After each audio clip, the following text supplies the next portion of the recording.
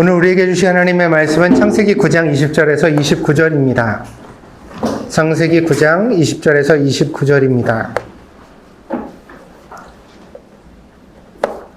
같이 봉독하겠습니다. 노아가 농사를 시작하여 포도나무를 심었더니 포도주를 마시고 취하여 그 장막 안에서 벌거벗은지라.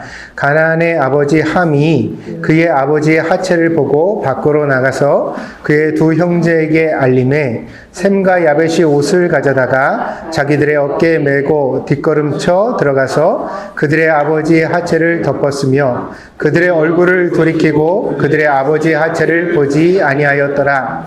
노아가 술이 깨어 그의 작은 아들이 자기에게 행한 일을 알고 이에 이르되 가나안은 저주를 받아 그의 형제 종들의 종이 되기를 원하노라 하고 또 이르되 셈의 하나님 여호와를 찬송하리로다. 가나안은 셈의 종이 되고 하나님이 야벳을 창대하게 하사 셈의 장막에 거하게 하시고 가나안은 그의 종이 되게 하시기를 원하노라 하였더라. 홍수 후에 노아가 350년을 살았고 그의 나이가 950세가 되어 죽었더라. 아멘. 노아의 시절에 세상에 죄가 가득했습니다. 죄가 가득한 세상을 보신 하나님의 마음을 창세기는 낙함, 아삽이라는 단어로 표현하고 있습니다. 먼저 근심하다로 표현된 아삽은 죄로 말미암아 느끼는 인간의 고통을 말합니다. 여자가 경험하는 해산의 고통을 아삽이라고 했고, 남자가 밭에 나가 경작하는 수고를 감당하는 그 수고를 또한 아삽이라고 했습니다. 자식이 고통받는데 마음 편한 부모가 없듯이 세상이 죄로 말미암아 이와 같은 고통을 받을 때 하나님의 평강도 깨어진다는 것입니다. 하나님께서는 인간의 고통에 근심으로 공감하십니다. 그래서 하나님은 또한 한탄하십니다. 낙함은 상심에서 나오는 큰 한숨이 그 원형입니다. 그래서 이 말을 후회하다 혹은 회개하다라는 뜻으로 사용하기도 합니다. 창조주 하나님께서 세상의 죄를 보시면서 한숨을 쉬듯 마음 아파하신 것입니다. 그러나 낙함은 여기서 멈추지 않습니다. 시편 23편 4절에서 안위하시나이다 라고 이에 낙함이라는 단어가 쓰였듯이 하나님의 마음은 그 문제를 극복하고 넘어서려는 강한 의지를 가지고 계십니다. 그래서 하나님의 낙함이, 한숨이, 한탄이 노아로 이어지고 있는 것입니다. 노아는 뭐예요? 위로죠. 낙함이 후회가 될 것이냐 안위가 될 것이냐라는 그 갈림길에서 하나님은 노아, 위로를 선택하신 거죠. 한탄하시고 준주하지 앉으시는 하나님이 아니라 그 한탄할 상황 때문에 더욱 분발하시는 하나님. 그래서 마침내 세상을 위로하시고 스스로도 그 세상 속에서 위로를 찾아내시는 하나님. 하나님이 노아를 찾으셨다고 그랬죠. 이게 이제 창세기가 보여주고 있는 하나님의 마음입니다. 저는 이것이 하나님의 아버지 마음이라고 생각합니다. 지난 시간에 제가 설교를 드리면서 부모는 절망할 권리가 없다. 왜냐하면 부모가 절망하는 순간 자녀는 더 이상 어디 의지할 데가 없기 때문이다. 그래서 아무리 혹독한 상황이 오더라도 부모는 희망을 찾아야 되고 용기를 가져야 되는데 그게 이제 낙함이라는 히브리어 단어가 보여주는 하나님의 마음이다. 세상에 죄가 가득했는데 그 세상을 이집듯이 뒤져서 마침내 노아라는 한 의인을 찾아내시고 그 노아를 통해 세상을 새롭게 하는 계획을 꿈꾸시는 하나님. 우리도 어떠해야 되겠느냐? 우리가 자녀를 키우다가 낙심할 때가 있지만 어려울 때가 있지만 그럼에도 불구하고 희망을 찾아내야 되고 그 희망을 붙들어야 되고 그 희망이 어떻게든지 성장해서 미래로 이어질 수 있도록 우리가 역할을 다해야 된다. 그게 하나님이 우리에게 원하시는 모습이라는 겁니다. 사람이 이 하나님의 마음에 이르는 것이 창조의 영광이고 목적이기 때문에 하나님은 에녹의 경우에도 노아의 경우에도 자식을 낳는 일과 하나님과 동행하는 일을 같이 기록하시고 있는 겁니다.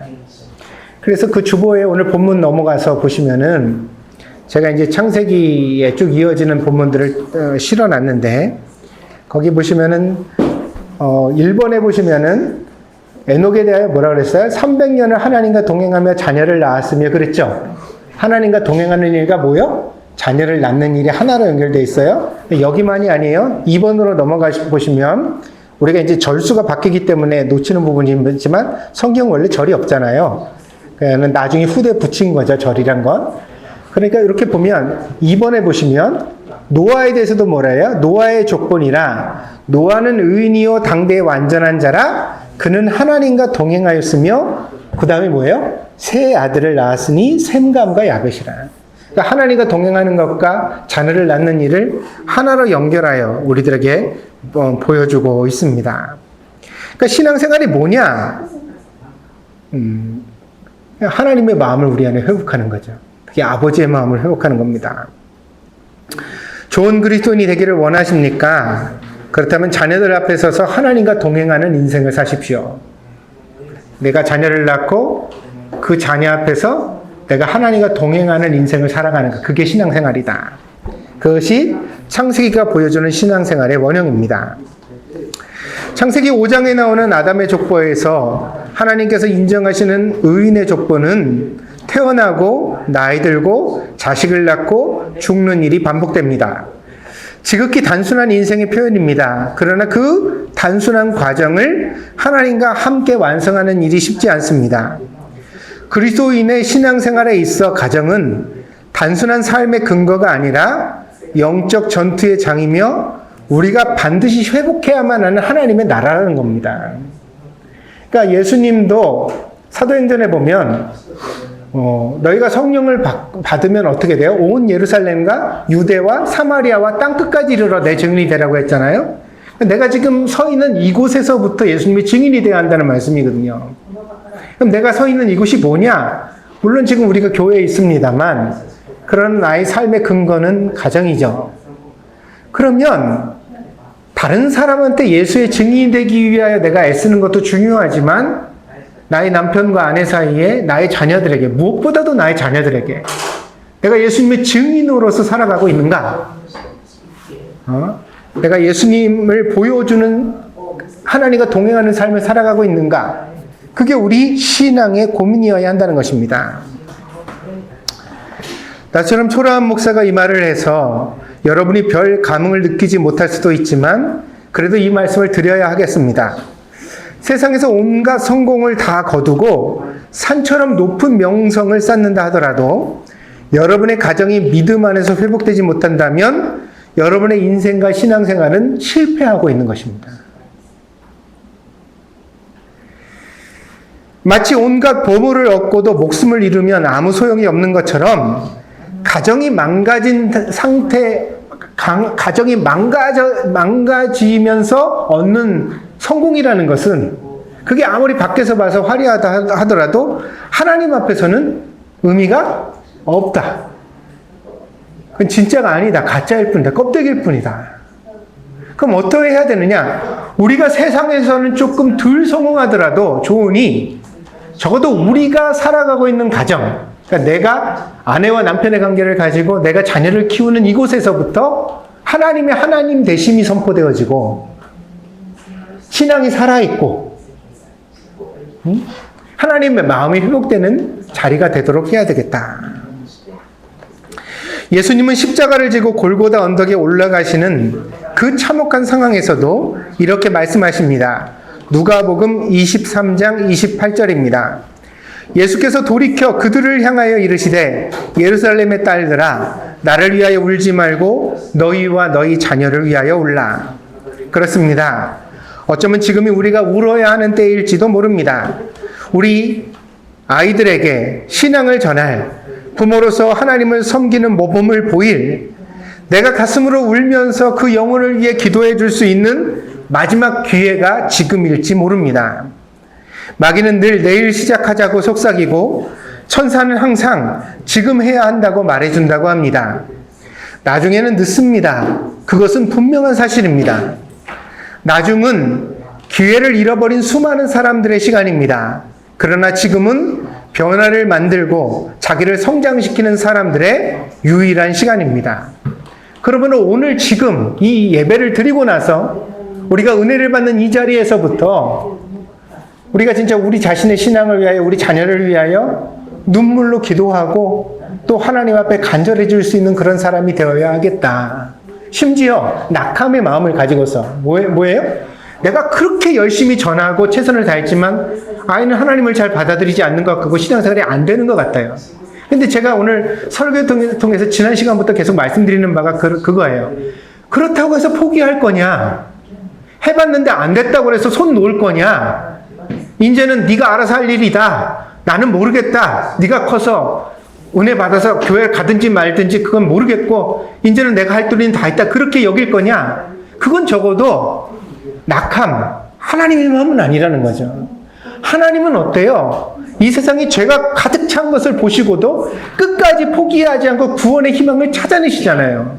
그게 하나님의 마음이고 우리도 그런 부모가 돼야 된다는 거죠. 그리고 우리가 그런 부모의 마음을 회복할 때 우리의 신앙생활도 회복되고 어때요?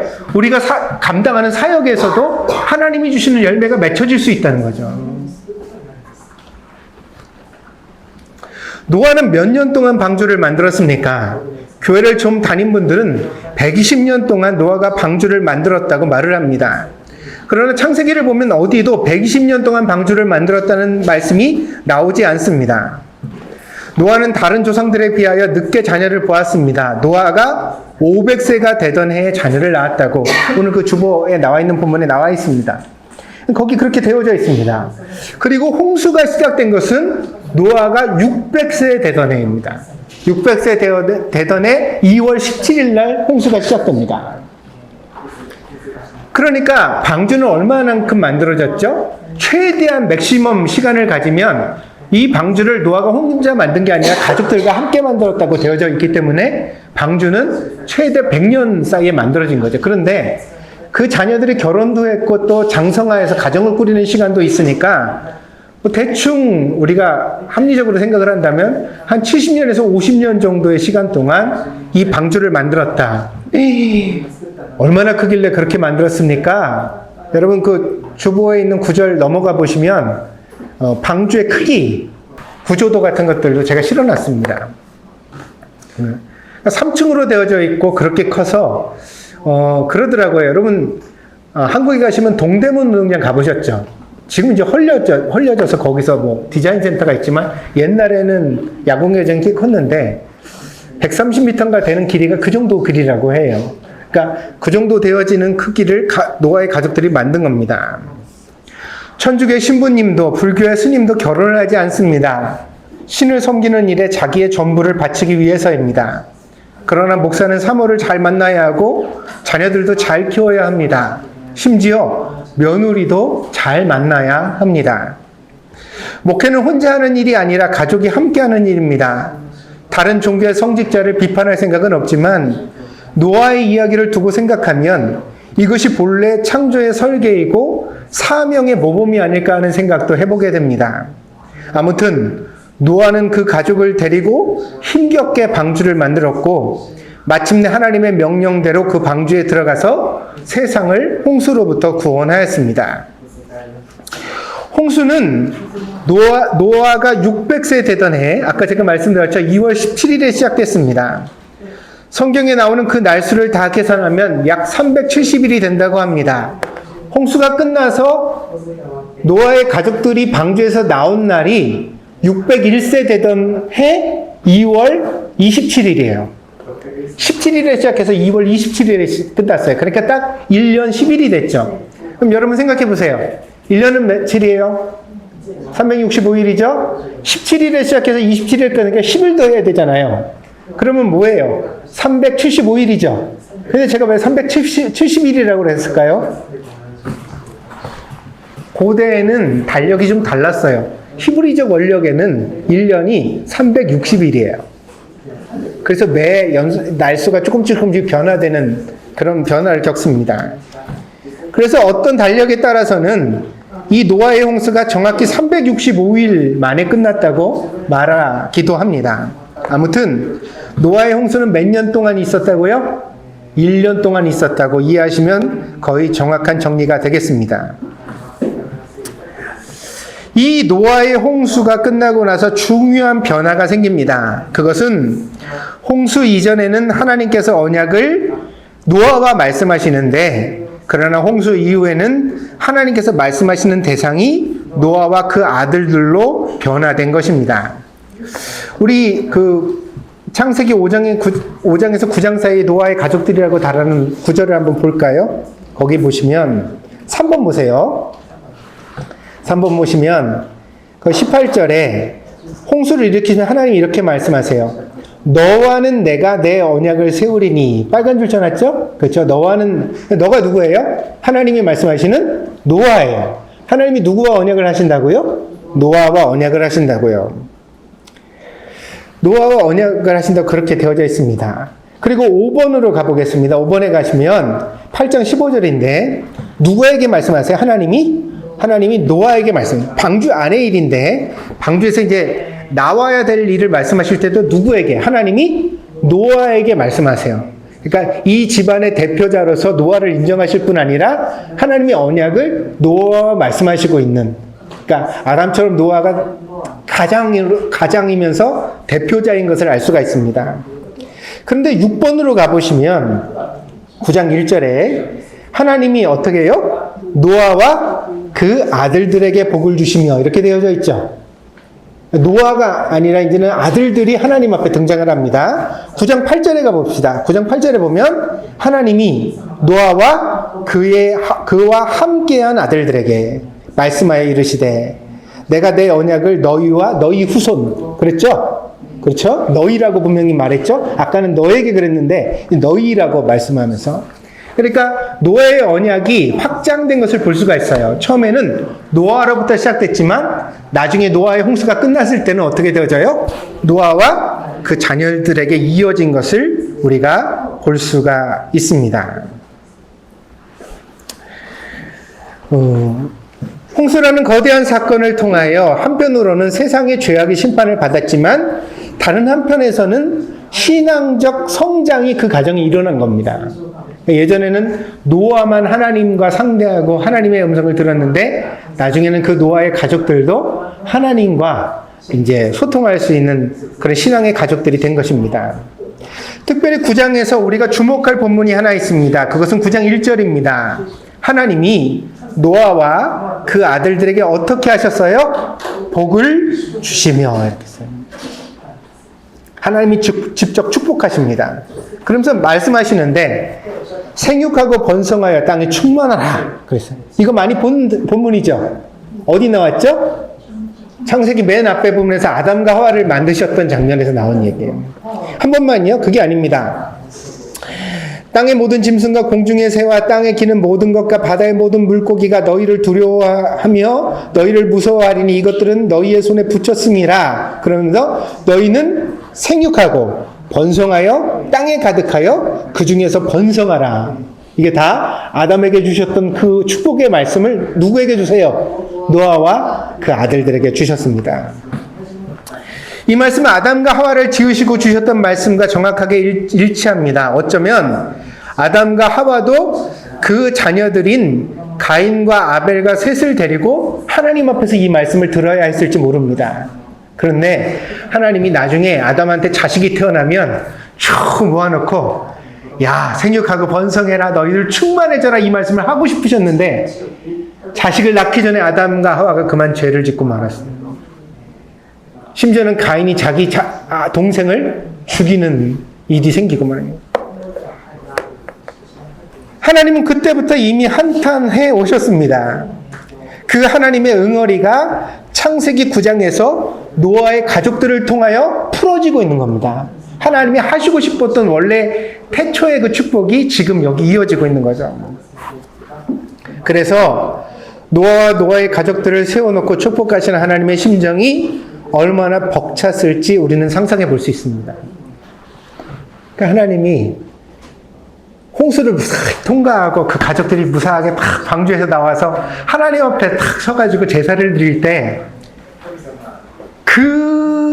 그 노아의 가족을 막 축복하시는 하나님의 심정, 그걸 여러분이 신화 속에 나오는 신의 심정으로 보면 안 되고 그 누구의 마음이라고요? 아버지의 마음이라고요. 그 마음을 여러분들이 한번 상상해 보십시오.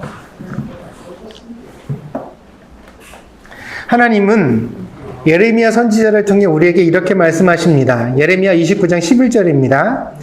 여호와의 말씀이니라. 너희를 향한 나의 생각을 내가 아나니 평안이요 재앙이 아니니라. 너희에게 미래와 희망을 주는 것이니라.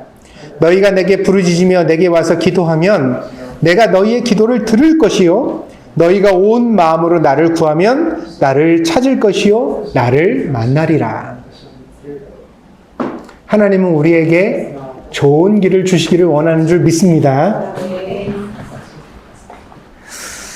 여러분은 하나님의 마음을 반드시 아셔야 합니다. 하나님은 여러분에게 평안과 희망을 주시기를 원하십니다. 그게 우리 영혼의 아버지가 되시는 하나님의 마음입니다.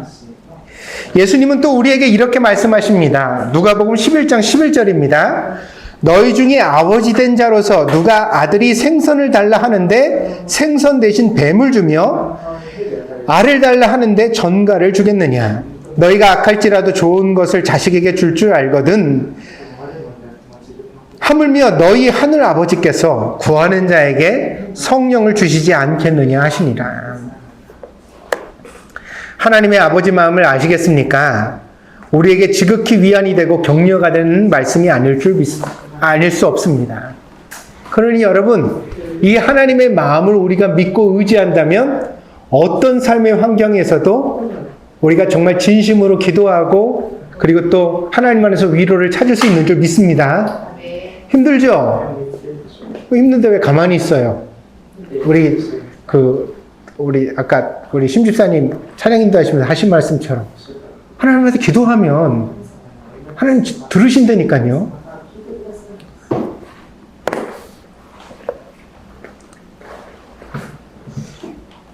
이 말씀을 우리가 마음에 새기고 오늘 본문으로 들어가 봅시다. 홍수 이후에 노아의 가족은 특별한 은총을 받고 살았습니다. 노아는 농부가 되었습니다. 그리고 포도나무를 경작하여 풍성한 소출을 거두게 됩니다. 노아는 그 포도나무 열매로 포도주를 만들어 마시고 취했습니다. 잠이 든 노아가 하체를 드러냈습니다. 셈과 야벳은 그 수치를 최대한 예의 바르게 덮어주었습니다. 그러나 함은 그 아비의 수치를 형제들에게 고자질하고 조롱했습니다. 술이 깬 노아가 이 사실을 알고 크게 화를 냅니다. 25절에 나오는 가나안은 함의 자녀입니다. 창세기 10장 6절에 함의 자녀가 가나안이라고 나와져 있습니다. 왜 함이 잘못을 저질렀는데 가나안이 저주를 받느냐? 그 자녀의 이름으로 그 아비를 부르는 호칭은 지금도 우리가 흔히 사용합니다. 누구 아빠 이러지 않고 찬혁이네 뭐 좀 갖다 줘 이럴 때 그 찬혁이네 가족의 아빠인 내가 포함되어지는 것은 지금도 많이 쓰는 호칭이죠. 특별히 성경이 말하는 바는 모세의 시각에서 본문을 해석할 필요가 있습니다. 모세는 출애굽을 한 이후에 이스라엘 백성들을 이끌고 가나안 땅을 정복하게 되었는데 그때 이 가나안이 어때요? 무찔러야 된 적대국이었던 거죠.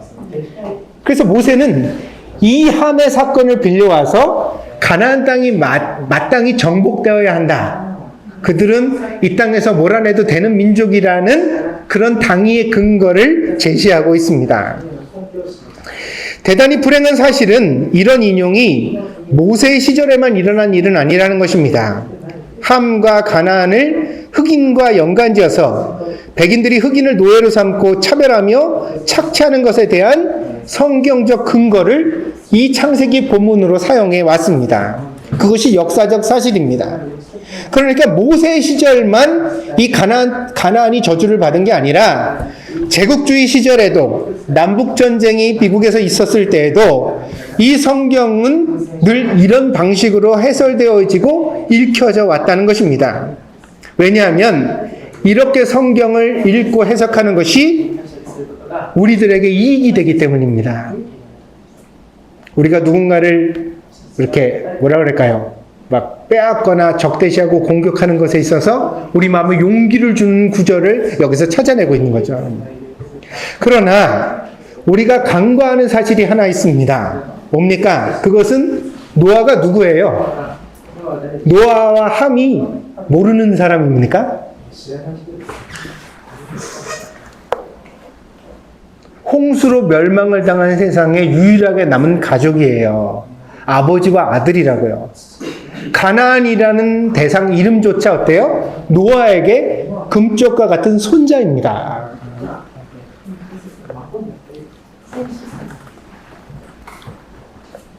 우리가 읽어왔던 창세기에 드러나는 하나님 아버지의 마음과 세상이 아무리 망가져도 그 세상을 끌어안고 고통하시면서 마침내 희망을 찾아내시는 하나님의 마음과 잠시 실수했다고 아들을, 손자를 저주하는 이 마음은 얼마나 대조적입니까? 노아는 죄가 가득 찼던 세상을 관통하여 새로운 세상을 열었습니다. 우리가 같이 살펴본 바와 같이 노아는 그 일을 혼자 해낸 것이 결코 아닙니다. 거기 셈과 함과 야벳이라는 자녀들이 적극적으로 동참했고 심지어 그 자녀들의 배우자인 며느리들도 적극적으로 함께 했습니다. 그래서 하나님은 9장 1절에서 분명히 노아뿐 아니라 노아와 그 아들들에게 축복하십니다. 그들이 했던 일을 하나님이 인정하신 겁니다. 믿음 있는 일을 했다. 아버지의 지도를 받았지만 그 아버지의 리더십 가운데서 그 자녀들도 신앙생활을 잘 했기 때문에 하나님의 축복을 받아 마땅한 사람들로 인정받은 것입니다. 그런데 노아는 하나님께 복을 받은 자기의 자녀를 저주한 것입니다. 이유는 아주 단순합니다. 노아가 술에 취했었고 술에 깨어나서 일어난 상황을 보자마자 화가 났기 때문입니다.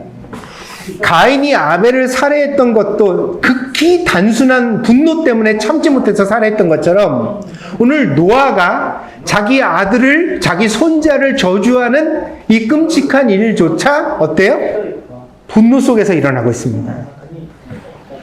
그래서 그 노아의 말이 씨가 되어서 홍수에서 구원받은 세상에서도 지금까지 전쟁의 이유가 되고 착취의 이유가 되고 살인과 미움의 근거가 되는 구절로 사용되어지고 있습니다. 오늘 설교의 제목을 가장의 위기라고 정했습니다. 곰곰이 생각해보면 참 무섭다는 마음이 들었습니다. 우리도 우리 부모에게 들었던 한마디로 인해 마음의 평생의 상처를 가지고 살아가는 사람들이 적지 않습니다. 노아처럼 극적인 것은 아닐지라도 한 사람의 평생을 주저앉히는 그 저주를 다른 사람도 아니고 아버지가 혹은 어머니가 할 수도 있다는 것은 얼마나 무서운 사실입니까?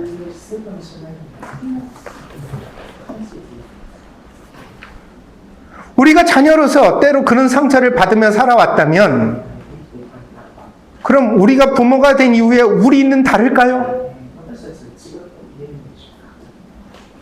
우리도 노아처럼 술에 취해서, 일에 취해서, 감정에 취해서 아무리 화가 나도 삼켜야 할 한마디를 자녀들에게 쏘아붙여서 그 아이의 미래와 희망을 병들게 하거나 마음의 용기를 꺾는 일을 하고 있지 않을까요? 부부는 상대방의 허점을 파고듭니다. 남편은 아내에게 특별히 박하고 아내는 남편에게 무례합니다. 그러나 이 문제는 일방의 문제가 아닙니다. 모두 서로에게 너무한 것입니다. 창세기를 보면 아담이 혼자 있는 것이 좋지 못하다. 그래서 하나님은 하와를 지어주십니다. 그러나 아담은 하와를 혼자 두었고 하와가 혼자 있는 그 외로운 순간에 뱀이 와서 유혹을 했습니다. 그리고 그 유혹으로 인하여 세상에 죄가 들어왔습니다. 그렇다면 오늘의 본문은 어떻습니까? 이토록 훌륭한 믿음의 가문에서 100년 동안 함께 사역했던 사명자의 가정에서 방주를 100년 정도 만들었다니까요. 근데 그걸 가족이 다 같이 만들었어요. 세상이 다 질시하는데 산속에서 3층짜리 방주를 지으면서 아들들도 부모의 말에도 순종했지만 하나님의 말씀에 순종하면서 믿음 생활을 함께 연합하여 잘했습니다. 그 결과 홍수에서 이 가족이 살아남았고 홍수 이후에 새로운 세상을 열 수가 있었습니다. 그런데 오늘 노아가 술에 취하여 자기 자녀를 저주할 때 노아의 돕는 배필인 그 아내는 어디서 무엇을 하고 있습니까? 당신 그래서는 안 된다고, 그러지 말라고, 애가 좀 실수했지만 용서해 주라고. 옆에서 거들어야 할 어머니는 어디에 있습니까? 이것은 가장의 위기이며 동시에 가정의 위기를 우리에게 보여주고 있습니다. 그리고 창세기는 노아를 통하여 우리 자신을 보도록 요구하고 있습니다. 우리의 가정은 영적으로 안전합니까? 우리는 누군가의 실수를 지적하거나 비방하거나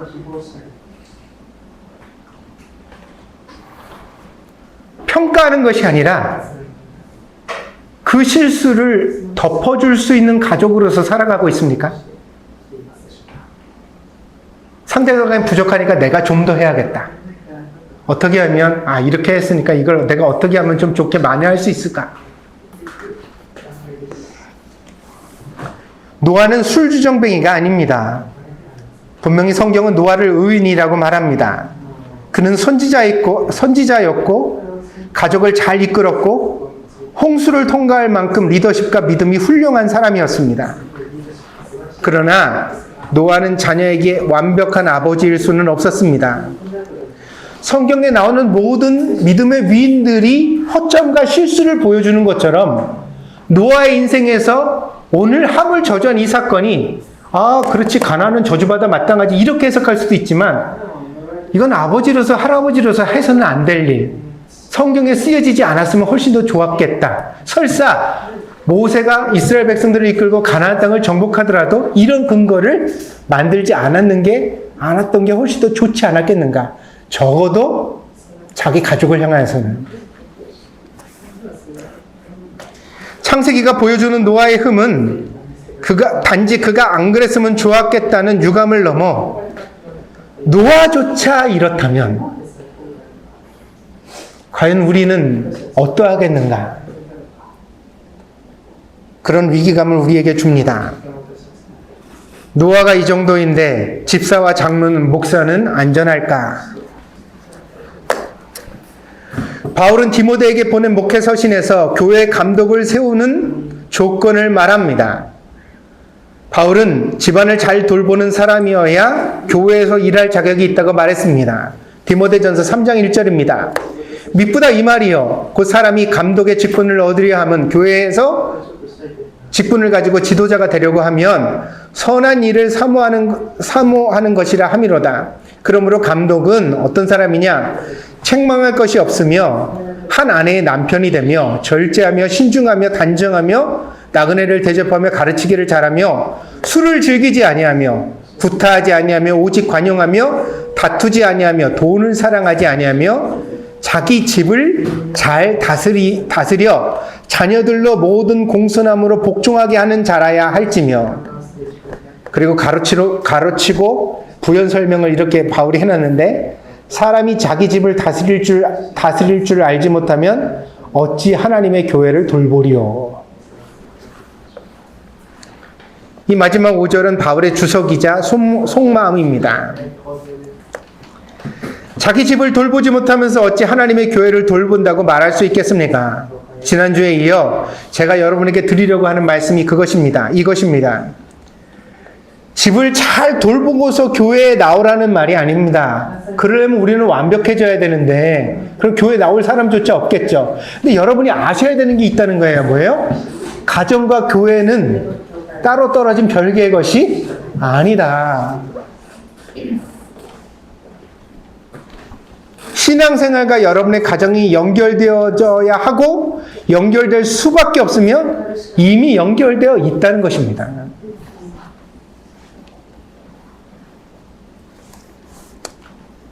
그러므로 여러분의 가정에 하나님의 마음을 회복하셔야 합니다.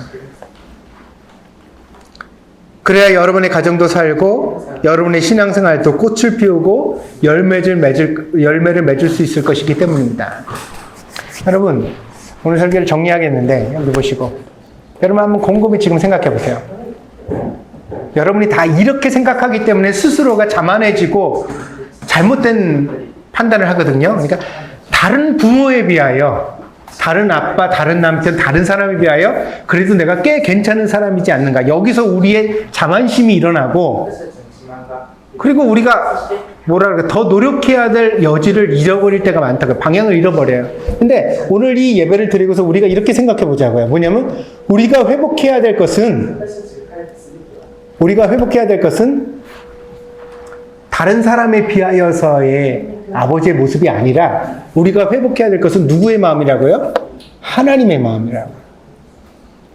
내가 하나님의 마음으로 남편의 역할을, 아내의 역할을, 엄마와 아버지의 역할을 감당하고 있는가?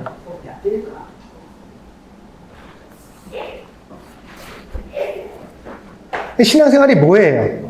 창조의 영광이라는 게 하나님 우리를 지으시고 뭘 기대하시는 거야?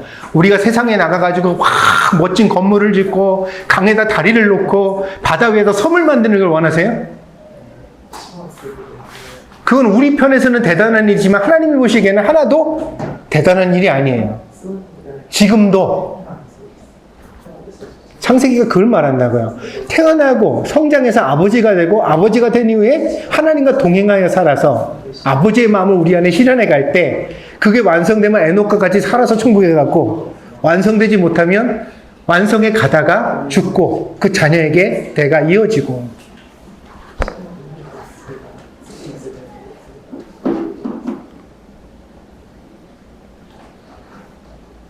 그럼 우리가 지금 신앙생활을 하고 있느냐는 거예요. 하나님이 나를 보시는 마음, 내 자녀를 보시는 마음에 대하여 관심을 가지고 있는가? 그걸 회복하려고 노력. 여러분, 맨날 기도하라고 그러죠? 왜 기도해요? 여러분, 왜 매일 기도해야 돼요? 기도 많이 하면 복권 당첨돼요? 여러분 산 집값이 올라요? 그럼 왜 기도해요? 그거보다 더 큰 복을 받는다니까요. 여러분 안에 하나님의 아버지 마음이 회복돼요. 여러분이 진짜 아버지가 되어서 간다고요. 그게 여러분의 신앙생활이에요. 그러면 여러분은 세상이 흔들 수 없는 그리스도인이 되고 여러분의 인생에 가치 있는 것을 실현해낼 겁니다. 그 가치 있는 게 뭐예요? 노아와 같이 그 자녀들에게 신앙의 아름다운 유산이 물려지는 것을 눈으로 목격하여 보는 일.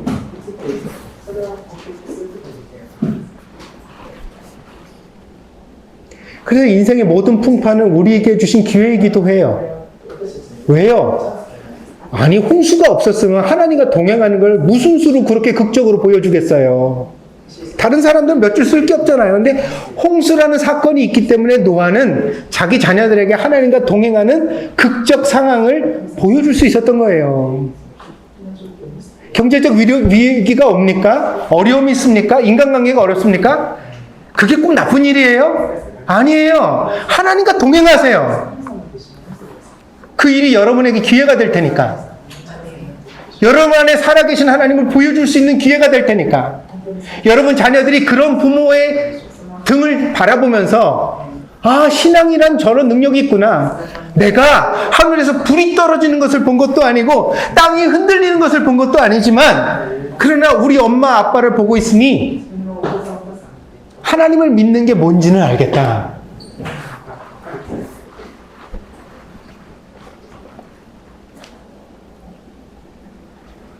어려울수록 기도하세요. 믿습니까?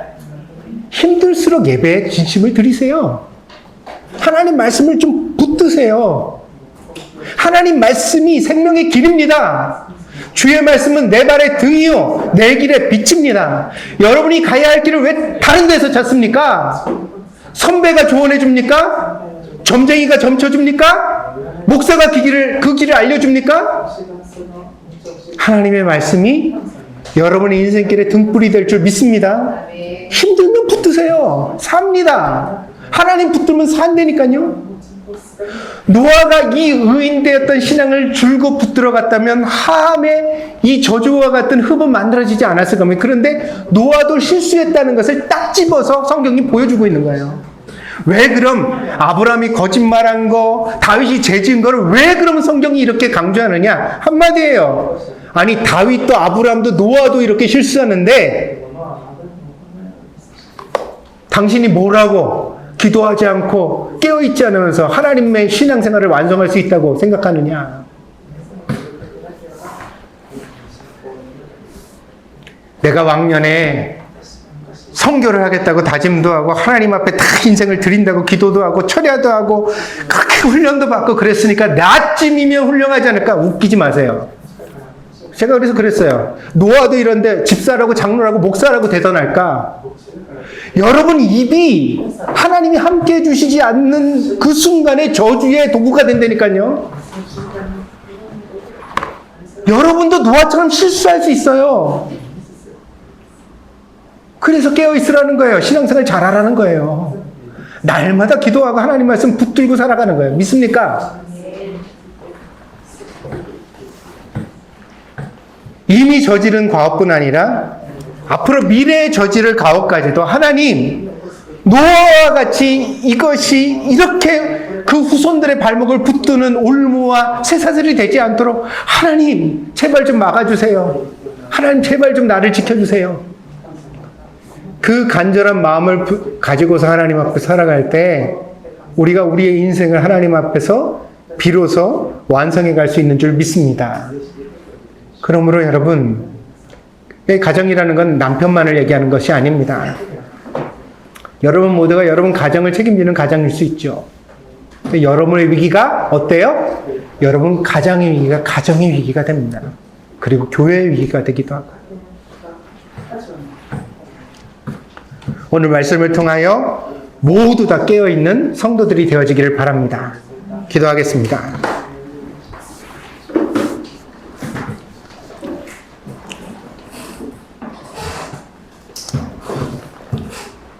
우리는 하나님 앞에서 신앙생활을 잘 하고 있습니까? 우리는 하나님과 동행하며 우리의 자녀들에게 마땅히 본받아야 될 신앙의 뒷모습을 보여주고 있습니까? 나도 사는 것이 어려웠던 것처럼 우리 자녀들도 인생을 살다 보면 때로는 답답하고 힘들고 막막하고 고통받는 일을 당하게 될 것입니다. 누구의 인생도 쉬운 인생은 없습니다. 아무 일도 일어나지 않는 평안하기만 한 인생은 없습니다.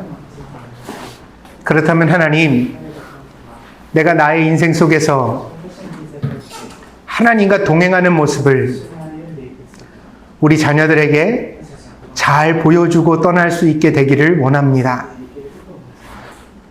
하나님, 우리 마음을 하나님의 마음으로 채워주시옵소서. 어떤 어려움이 있어도 끝까지 포기하지 않고 희망을 붙들고 세상을 책임지셨던, 위로해 주셨던 하나님의 마음을 오늘 우리도 우리 안에 가지고 살아갈 수 있게 하여 주시옵소서. 그리하여 우리 자녀들을 지켜주는 부모가 되게 하시고 그 마음으로 우리 교회를 지키게 하시고 그 마음으로 나의 인생 속에서 많은 사람들을 사랑해 줄 수 있는 사람이 되게 하여 주시옵소서. 하나님께서 저희에게 은혜 주시기를 원합니다. 부족한 저희들을 혼자 두지 마시고 하나님의 강한 손길로 붙잡아 주시옵소서. 감사를 드리며 예수님의 이름으로 기도했습니다. 아멘.